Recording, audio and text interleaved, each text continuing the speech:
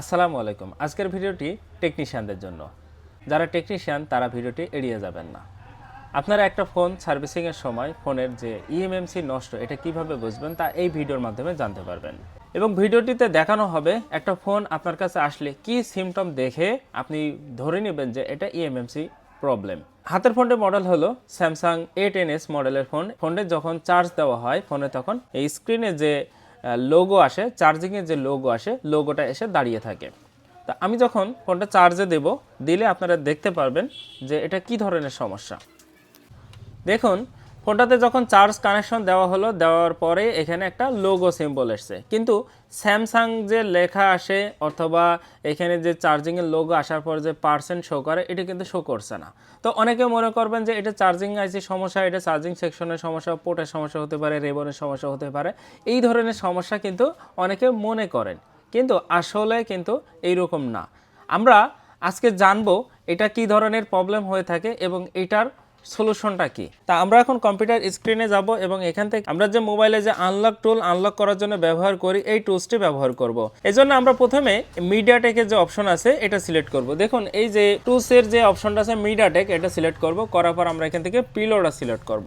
প্রিলোডারে যে এখান থেকে আমরা সিলেক্ট করব কি যে স্যামসাং A10s, এখানে সিলেক্ট করব। করণীয় হবে কি, এখান থেকে যে হেলথ রিপোর্ট চেক, ভালো করে দেখুন যে এখান থেকে যে হেলথ চেক আছে আমরা এই অপশনটা চুজ করব। এবং এই অপশনটা চুজ করার পরে এটার যে অপশন আছে পোর্ট খুঁজবে এবং আমরা ফোনের যে প্লাস এবং মাইনাস বাটন আছে এটা প্রেস করে ইউএসবি কানেক্ট দিব।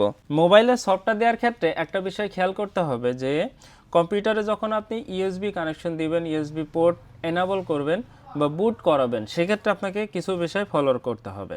যেমন এই ফোনটা হলো MTK ফোন এবং এটাকে যদি পোর্ট কম্পিউটারে বুট করাতে হয়, আনলক টুলে যদি এটার পোর্ট সঠিকভাবে পাওয়াতে হয়, তাহলে কিন্তু এবং প্লাস এবং মাইনাস এই বাটনগুলো কিন্তু আপনাকে প্রেস করা লাগবে। এবং কি করতে হবে যে এটা এই দুটো প্রেস করে নিয়ে তারপর ইউএসবি কানেকশন ইন করতে হবে। নতুবা যখন আপনার এই সঠিকভাবে এই বুট কানেকশনটা আপনি ক্লিক করবেন না বা এটা প্রেস করবেন না, তখন কিন্তু কম্পিউটারে পোর্ট পাবে না। তো সেজন্য আমরা কি করব, যা নর্মালি আমরা প্লাস এবং মাইনাস একসাথে ধরে চেষ্টা করব বুটটা করানোর। এবং কানেকশন দেওয়ার পরে দেখুন যে আস্তে আস্তে যে এর যে টোটাল ইনফরমেশন আছে সেগুলো কিন্তু দেখানো শুরু করেছে।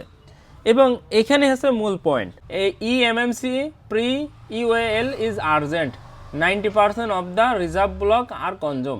এটার হচ্ছে কারণ হলো কি, যখন একটা ফোন কোম্পানি তৈরি করেছে এবং কোম্পানি যখন এই ফোনটা ইউজারকে ব্যবহার করতে দিয়েছে, তখন আমরা বিগত দিন একটা ভিডিওতে বলছিলাম যে এটা র্যামের লাইফ কিভাবে শেষ হয়।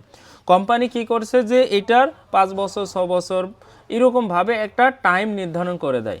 যখন এটার স্ক্রিনিং টাইমটা সঠিকভাবে থাকে বা চলে, ডিসপ্লে যে ইমেজ আছে ইমেজটা সঠিকভাবে চলে, তখন এটার কাউন্ট শুরু করে। এবং এই যে স্টোরেজটা আছে, র্যামের যে স্টোরেজ আছে, এই স্টোরেজটা আস্তে আস্তে কমতে কমতে এক পর্যায়ে কী হয় যে 90% পর্যন্ত চলে এসেছে। 90% বলা হচ্ছে যে আমরা যখন একটা ফোনের লোগো দেখতে পাই, এটার যে সফটওয়্যার এটা প্রপারভাবেই ঠিক আছে, কিন্তু র্যাম যেটা এটার হচ্ছে যে ইএমএমসি যেটা বলা হয়, এইটার যে ব্যবহার সর্বোচ্চ হয়ে গেছে। যদি আপনি এটা রিপার্টিশন করেন তখন কিন্তু এটা ব্যবহার করতে পারবেন। এটার জন্য আপনাকে চার্জিং পোর্টও চেঞ্জ করা লাগবে না, ফ্লেক্স রেবনও চেঞ্জ করা লাগবে না। অনেকে কি করবে, এই ধরনের সিম্পলের কারণে অনেক সময় এই পোর্ট, তারপরে লজিক, তারপরে রেবন এগুলো চেঞ্জ করে ফেলে, এগুলো কোনো প্রয়োজন নাই। আমরা যখনই এরকম সিম্বল পাবো বা ফোনের লোগো এসেছে ধাপ করে বন্ধ হয়ে যাচ্ছে, ফোন চলতে চলতে হপ করে বন্ধ হয়ে যাচ্ছে, তখন কি হবে যে আমরা ফার্স্টে কি করব, মিডিয়াটেক যদি ফোন হয় তাহলে আনলক টুলের এই প্রসেসে আমরা কিন্তু এটা চেক করে নিতে পারি। তো বন্ধুরা, আজকের ভিডিওটি এ পর্যন্তই। দেখা হবে পরবর্তী নতুন কোনো ভিডিওতে, সে পর্যন্ত আমাদের সাথেই থাকুন। আসসালামু আলাইকুম ওয়া রাহমাতুল্লাহি ওয়া বারাকাতুহু।